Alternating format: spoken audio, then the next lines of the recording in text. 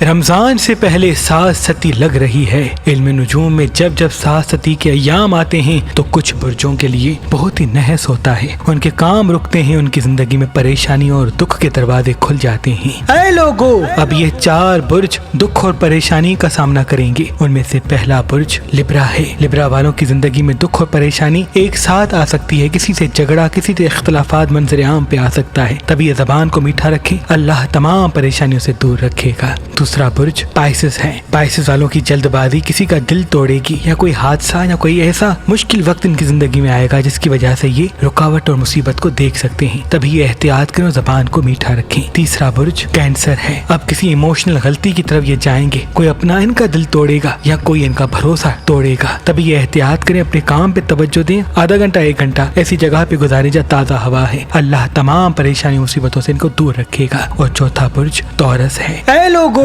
تورس والوں کا کسی اپنے سے جھگڑا یا کوئی ہوتے ہوتے کام رک سکتا ہے، تبھی احتیاط کرے، زبان کو میٹھا رکھے، جلد بازی سے بچیں، اللہ تمام مصیبتوں سے ان کو محفوظ رکھے گا۔ کشتہ مردانہ قوت ہمارے آباء و اجداد کا بنایا ہوا وہ کشتہ ہے جو وہ ہمارے بچے جنہوں نے اپنی مردانہ طاقت کو ضائع کر دیا ہے، اب ازدواجی حقوق پورے نہیں کر پاتے۔ اس کے چند دن کے استعمال کے بعد اللہ کے فضل و کرم سے وہ اپنے جسم میں پھرتی طاقت اور پھر سے ایک نئی جوانی پاتے ہیں۔ اگر ہمارا نمبر آپ کو مصروف ملتا ہے تو آپ ہماری ویب سائٹ مہربانشفا.com پہ آئیں اور یہ خاص جڑی بوٹیوں سے بنایا ہوا کشتہ مردانہ قوت حاصل کریں۔